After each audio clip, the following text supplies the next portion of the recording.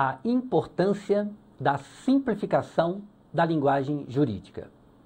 Não há dúvida de que a linguagem jurídica é uma linguagem técnica. Então, há termos que obrigatoriamente devem ser empregados. Momento algum, durante o curso, nós queremos que você deixe de empregar alguns termos essenciais. Há expressões latinas, por exemplo, que condensam muito bem uma ideia. Perfeito. Há termos que não podem ser substituídos. Então, existe uma diferença entre apenar e penalizar. Nós temos que saber usar bem isso na linguagem jurídica. Há uma diferença entre roubo e furto. Tá? Então, há diversas expressões que devem ser respeitadas, porque nós estamos falando de uma linguagem técnica. Mas linguagem técnica não significa linguagem rebuscada. Então, a nossa crítica é em relação à linguagem rebuscada. É aquele profissional que, ao se expressar, ele usa a desculpa da linguagem técnica para justificar uma linguagem rebuscada. Aí não. Então, o nosso curso é exatamente para evitar a linguagem rebuscada. Então, nós temos diversas falhas, diversos equívocos, tá, na linguagem jurídica que nós vamos procurar evitar durante o curso. E nós vamos demonstrar caminhos como pode ser evitado. Por exemplo, vocábulo.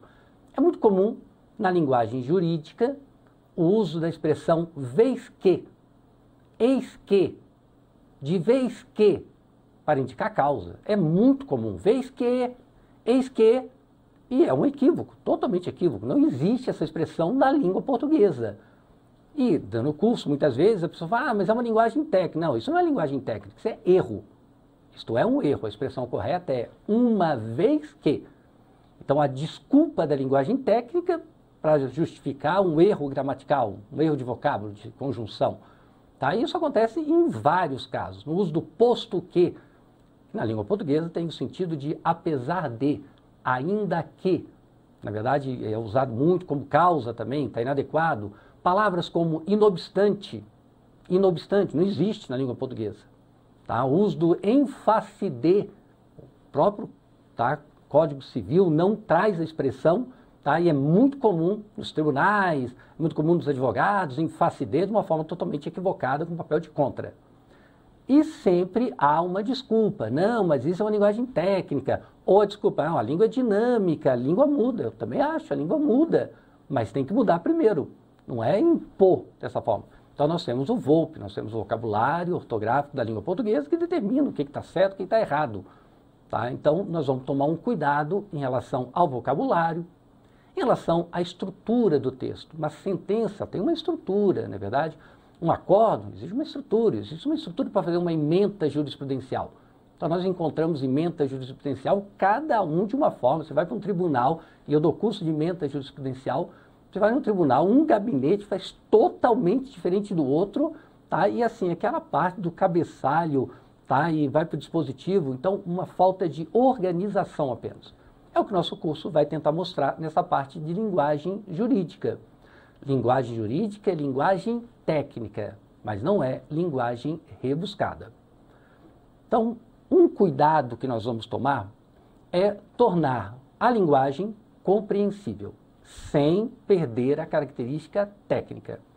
Por quê? Porque quando nós escrevemos uma decisão, ou uma petição, ou um parecer, nós não estamos escrevendo apenas para operadores do direito.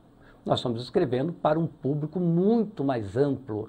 Tá? Cada vez mais os meios de comunicação transmitem as decisões, então essa decisão ela precisa ser compreensível. Um exemplo, tá, que eu gosto de usar, imagine que você vai ao Museu do Louvre, em Paris. Você é um especialista em arte. E naquele dia que você foi, há um encontro apenas entre especialistas. Então, tudo bem, está perfeito usar linguagem, tá, técnica de artes. Então, vai falar de pintura, vai falar de escultura, e você usa diversas vezes linguagem técnica, porque todo mundo que está ali é um técnico da área. Agora, vamos imaginar que você não é um especialista da arte, de artes, não domina a linguagem técnica, você vai visitar o Louvre, vai lá Paris. Você já imaginou se o guia, ou se toda a comunicação que tivesse lá fosse escrita só em linguagem técnica? Ninguém entenderia, não é verdade?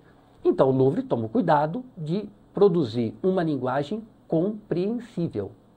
Uma outra situação, você não domina francês, você vai ao Louvre e só encontra francês. Só encontro texto em francês? Não, há um cuidado, o texto está em francês, o texto está em inglês, há em outros idiomas.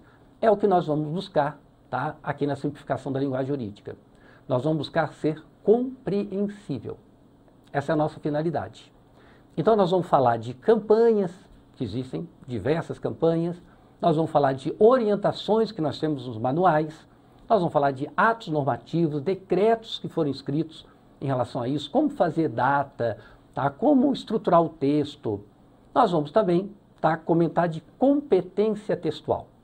Competência textual é a capacidade de se expressar bem, com clareza, coerência, objetividade, correção gramatical. Então nós vamos abordar as características, não apontar apenas as falhas do juridiquês. Nós vamos fazer isso, nós vamos citar vários exemplos que já foram coletados, já foram observados, mas vamos também apresentar como você substituir, como você pode se tornar mais compreensível. Isso vale não só para o operador de direito, diretamente, porque muitas vezes quem faz o curso é um revisor de texto, quem faz o curso é um jornalista que quer dominar. Então, eu tenho dado muitos cursos para magistrados, para advogados, de simplificação de linguagem jurídica, mas também tenho dado curso para revisores de texto, para quem trabalha em meio de comunicação, a pessoa que vai produzir um artigo, vai revisar um texto de um magistrado ou revisar um texto de um advogado. Então, ele também precisa dominar essa parte. Então, é o que nós vamos abordar neste módulo.